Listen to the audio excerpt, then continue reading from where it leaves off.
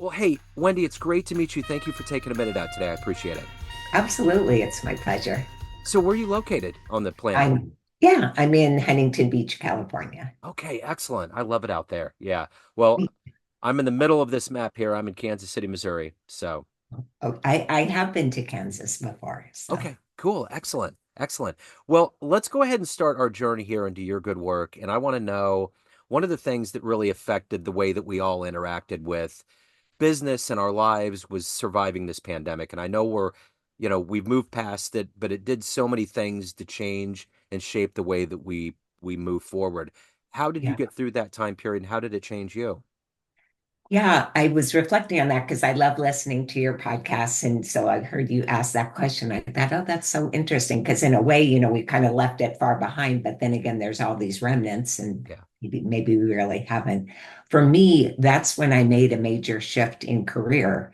And so a little bit before that, I had gone back to school and it was online. And so, honestly, for me, and I'm not minimizing what everyone went through, and there were all kinds of things that weren't positive. But for me, it was a time of growth and learning. And so it didn't really, so far as from a career standpoint, I was moving forward. Had I not made that change because I'd been in sales leadership, I think it would have had a very different effect on me because I wouldn't have been able to get out and see customers. I wouldn't have been able to interact with my team members the same way, et cetera, et cetera. But that's what it brings up for me. So you've been really effective at being a coach and helping people in retirement. You've come from the corporate sales world. But if Yeah. I was to put you in front of a bunch of grade school children and they wanted to get a handle on what you do, and sometimes we get to the brass tacks when we explain to kids what's going on. If you Yeah. were at a career day and one of the kids was like, "Hey, what do you do for a living?" How would Yeah. you answer that child? I'd say think about your grandma or grandpa, and I help keep them finding new things, staying happy, staying involved. That's what I do. So, what was your dream when you were in the third grade? When you were in that position, what did you want to be when you grew up? At that time, I wanted to be a librarian. Okay. I read a lot of books, and I think I just thought, it's almost like that idea of kid in a candy store, I guess. I just thought, oh, then I'll just be able to be around all these books. That's what I remember. It I didn't last too long, but I remember in my 20s, I worked at a Barnes and Noble, and that was fun, oh. just to be around all the books. Yeah, well, and people at Barnes and Noble, you could always ask them, what do you recommend? Or I'm thinking about this book, and gosh, you guys were a wellspring of knowledge. So, Yeah. yeah, Yeah. It yeah. was kind So, of the see, culture. you were a librarian in the making, That's but right. that's not the path you chose. So, That's right. So, when you were young, what was the first book that you read that opened up this world to you wanting to read more? What was that book for you? oh my goodness, I wish I could answer that. That's such a fantastic question. I am one of those that if people say, "What's your favorite song? What's your favorite movie?" I just never really have an answer. I get it. I get it. How about for you? Oh, the first I came to reading late and I read The Grapes of Wrath and I just, I'd read books in high school, Lord of the Flies, all of the standard ones, but that Yeah. was kind of my gateway. After that, it was like I went through Steinbeck and then I had friends that were really into the classics, so I got into all of that and then it just Mm, kind of opened up this whole Pandora's box. So, that was beautiful. kind of the beginning of it. Yeah, I loved Catcher in the Rye, but that was high school too, like third grade, I don't know. And I Yeah. think with Catcher in the Rye, it just opened up so many intricate different things. And I loved my high school English teacher, so there's probably a connection there. And Yeah. I don't know. So It's interesting. Someone mentioned the other day in an interview about the choose your own adventure stories, and I do remember those when I was a kid, and they don't really do that anymore, but I always thought that was a really fun way, and I couldn't figure out in my head how did they how did they do that in this book? How did they get you to go to this page and everything was seamless and everything went on? It was always kind of a fun little mental exercise to figure it out. oh, interesting. Yeah. What series were you talking about?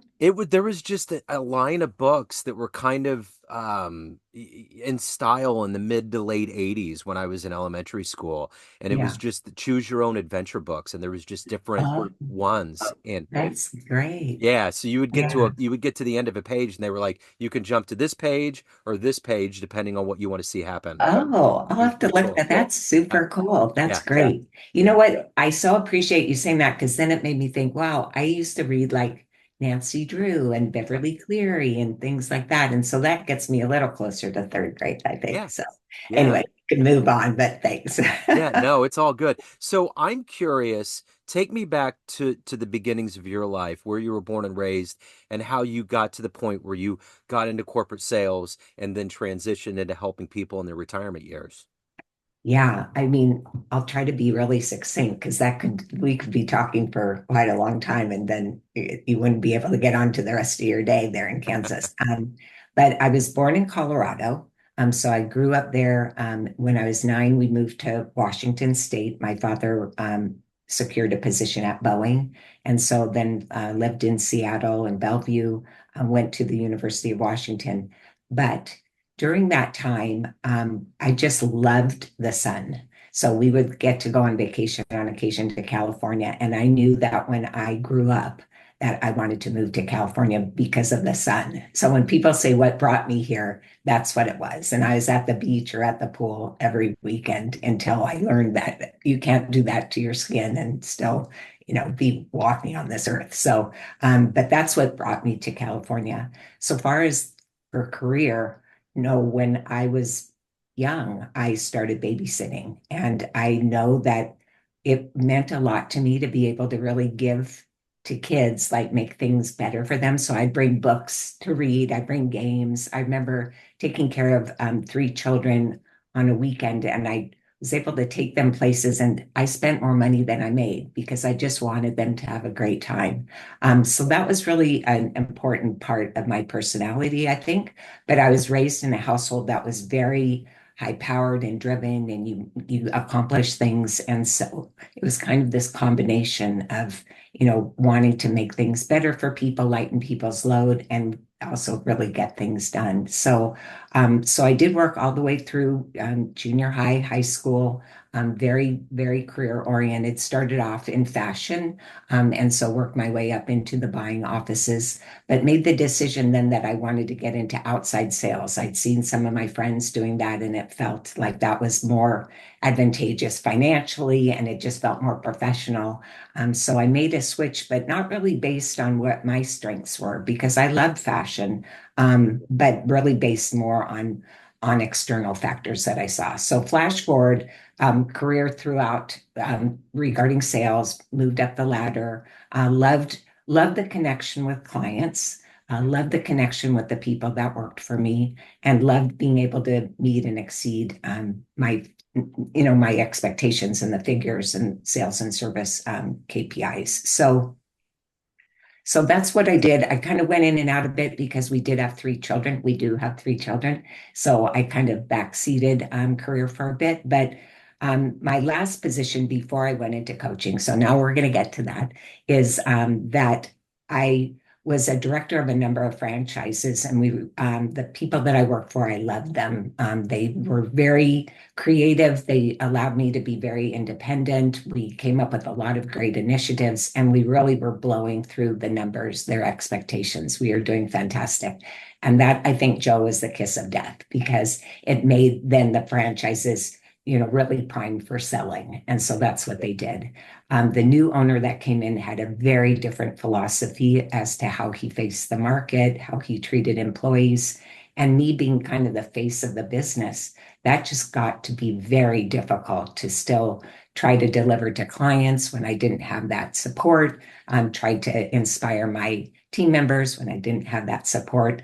But I think, and maybe your listeners, this will resonate, that we're fixers, right? We try to figure out a way. So Yeah. I tried all different kinds of ways, but when the day was done, it was his philosophy, his business, and I couldn't really move things in another direction. All that I could really do at that point was either succumb to it or move myself out. And so I started thinking, well, do I want to move into another opportunity like this? And it was kind of that crossroads moment where it was like, I want to bring more of myself forward.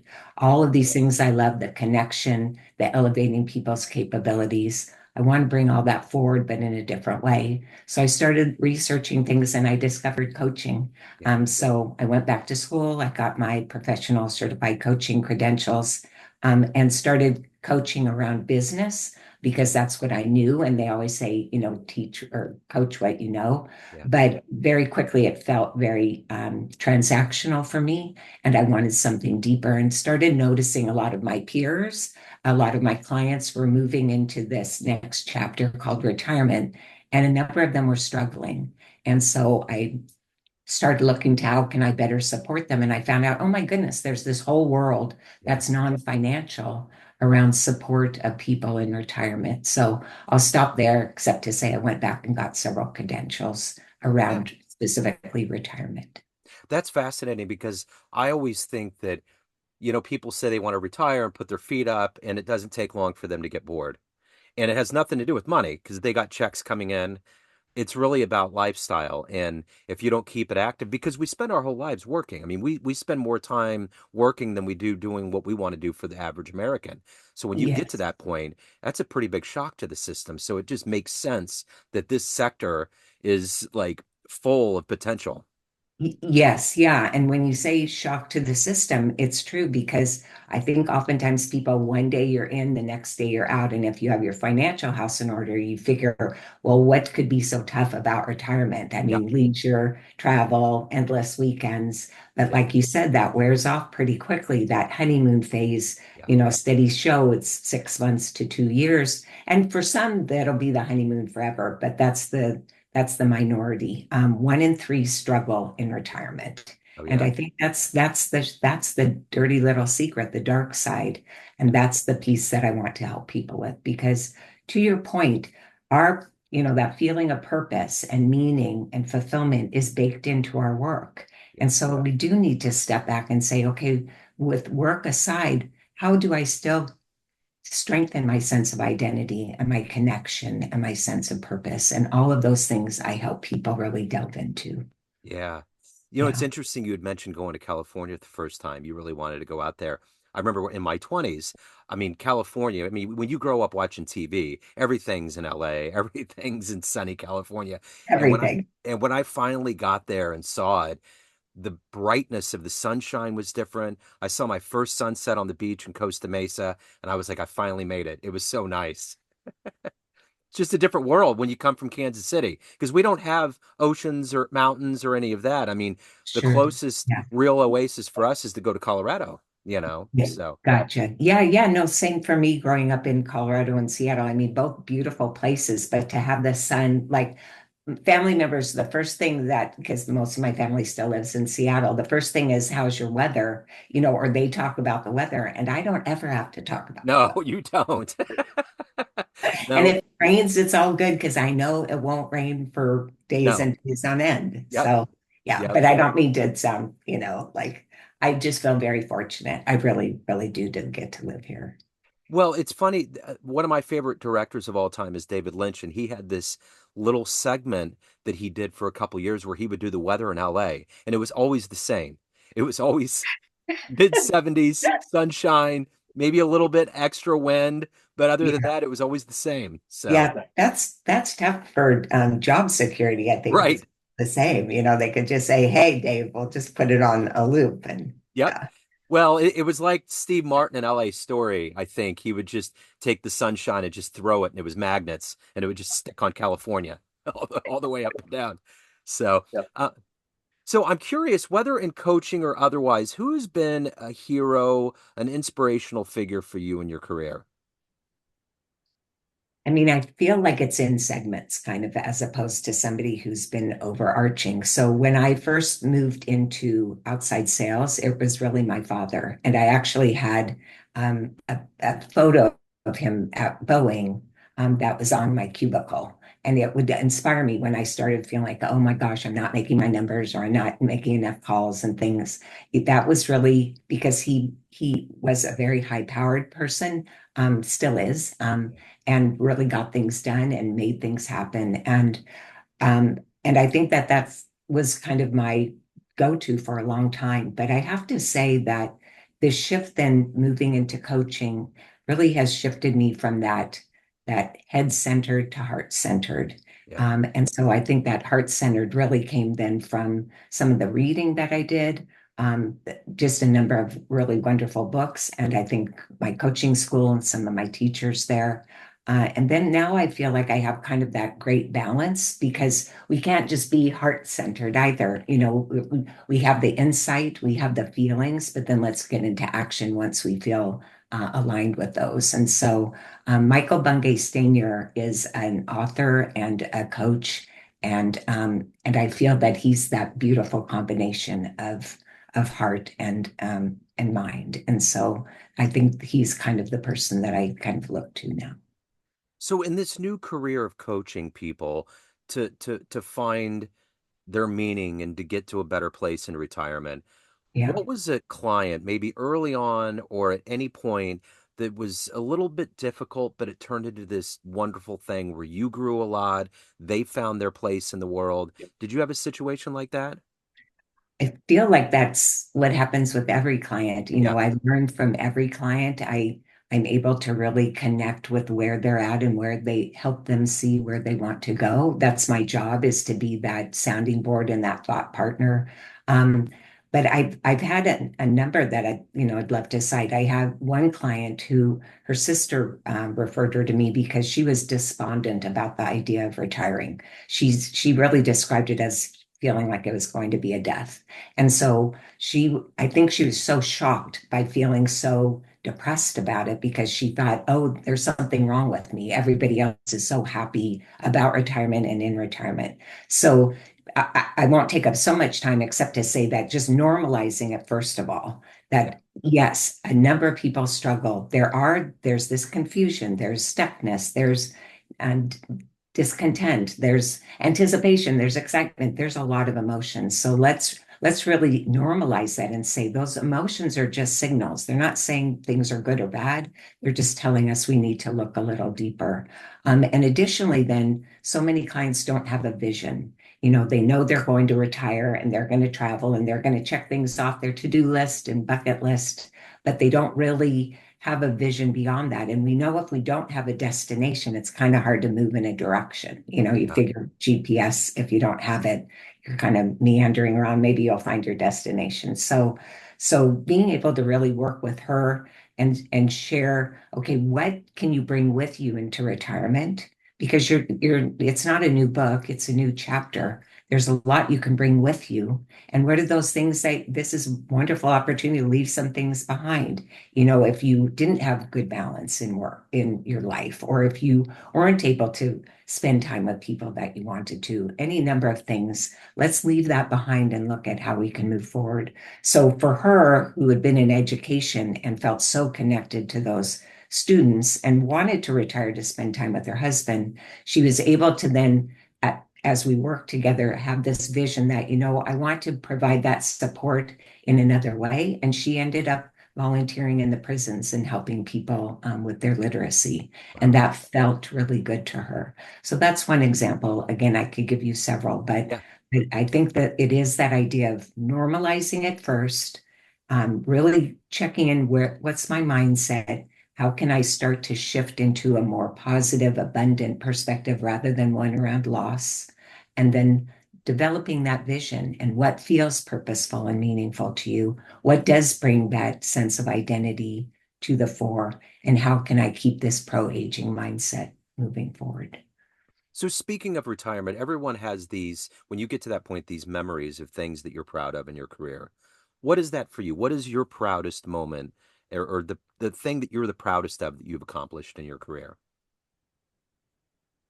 Really the shift from being so driven and so logical, and so having to get, meet and exceed everything, to really being able to be more present and be more grounded and really just connecting with people in a different way. It's been extraordinary for me professionally, personally. I've been able to bring that into my personal relationships and then definitely helping. I mean, I'm so grateful and gratified by the work that I do with clients and seeing the transformation. So, is this driving force of change, an agent of change in all of these folks that are retiring? At the end of the day, they all have a perception of you, and even your family and friends and everyone that knows you has a perception. But ultimately, who are you? What is your perception of who you are? I just I perceive myself to being someone who every day I just want to bring my best. And I know that doesn't happen. But I'm okay with that. But every day that's what I'm about. So that's my perception is that I'm ever evolving and open to that. And finding the failures, I don't even call them that, fascinating, and finding the connections inspiring, and finding the gold nuggets in really very difficult situations. So So, if for anyone out here that is in that population that could really benefit from coaching in retirement, yeah. if you could give a pitch to them right now, if they're kind of on the line, like, I want to reach out, but I don't know if I have enough reason, or just they're kind of in that middle ground, what would you say to convince them to take that step to consult with you to find their meaning and to get to that better place? I think retirement, the idea around it is this, there's this abundance of time like that that's never ending. And I think that when we really look at time is precious, we're not promised anything but this moment that we're in right now. And so really just being able to say, by working with someone like me, I can help make the most of that time and move you forward that much quicker. Can you figure it out on your own? Possibly, probably, I don't know. But how much time is that going to take? And how many dips do you have to take to then pull yourself up? And also, I think people sometimes just resign themselves to what their life is. I talk about a retirement by design, not default. And I do believe that a lot of people are living a life that isn't of one of their design, and that they aren't really seeing all the possibilities. So that's what I would want to say is that, let's just have a chat and see what's possible and see what's maybe getting in the way of those possibilities. So that's the perfect segue into, if anyone out there wants to reach out, they want to consult, they want to hire you, learn more about what you're doing, where's the best place to go? Oh, thank you for that. The name of my company is Conflux Retirement Coaching. So it's CONFLUX, and they can go to my website, confluxretirementcoaching.com, connect with me on LinkedIn, Wendy Leggett. And yeah, and I do have like a little workbook because I think by people getting more tapped into their thoughts, taking a little time and space to think about what does this next chapter hold for them or what's coming up for them in the way of concerns. So I do have a little workbook, and so I'm definitely on my website, then request that, and I'll get that to you so that we can discuss it. Excellent. Wendy, this has been delightful. Thank you so much for your story, for your work, and opening up about it. I appreciate it. I so appreciate the opportunity. Thank you, Joe. It was really Yes, fun. absolutely was.